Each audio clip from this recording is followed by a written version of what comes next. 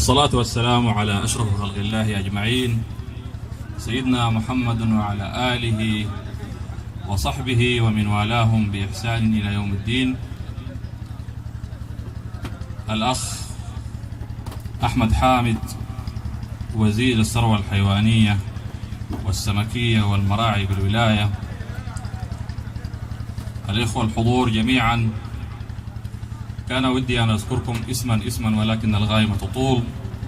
تنفيذيين والتشريعيين، قيادة الأجهزة العسكرية والشرطية والأمنية، الإدارة الأهلية، العمد والمشايخ والأعيان، الإعلام، قبيلة الهجانة في السودان، الحضور جميعا بمقاماتكم السامية والرفيعة، السلام عليكم ورحمة الله تعالى وبركاته. حقيقة أنا اليوم سعيدا وأنا حضور بينكم بهذا الحفل، هذه المناسبة الاجتماعية الثقافية الرياضية التراثية الاقتصادية، وتزداد سعادتي عندما تحمل هذه المناسبة قيم ومعاني سامية. فهي أولا تحمل اسم المرحوم بهلول، وكلكم تعلمون جيدا من هو بهلول رحمة الله عليه.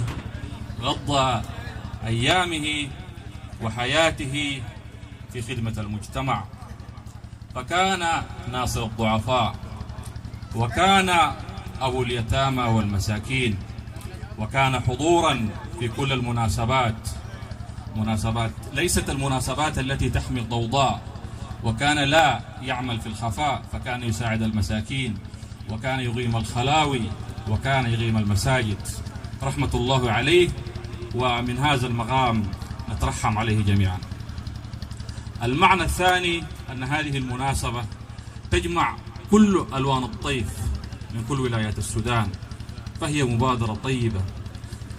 مثل هذه المبادرات نحن حقيقة في أشد الحوجة لها، عندما يجتمع الهجانة من نهر النيل ومن الخرطوم ومن البحر الأحمر ومن كل ولايات السودان لكي يعكسوا صورة.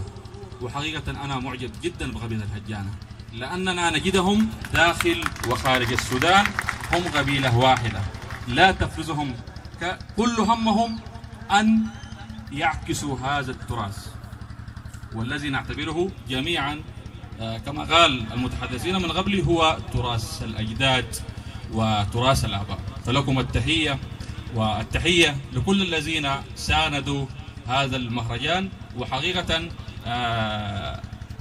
نتمنى أن نحضر، وأن أيضا أن يكون كثير جدا مثل هذه المبادرات. فأنا سعيد عندما سمعت هنالك أيضا مهرجان الشيخ بورية رحمة الله عليه، وهنالك أيضا كان احتفال مزايين دعمري، وكذلك زي ما ذكر الأخ نافع قبل دقائق في حديثه أن هنالك أيضا مناسبات أخرى سوف تكون في بعض الولايات. فلكم التحية على هذه الأعمال الجليلة.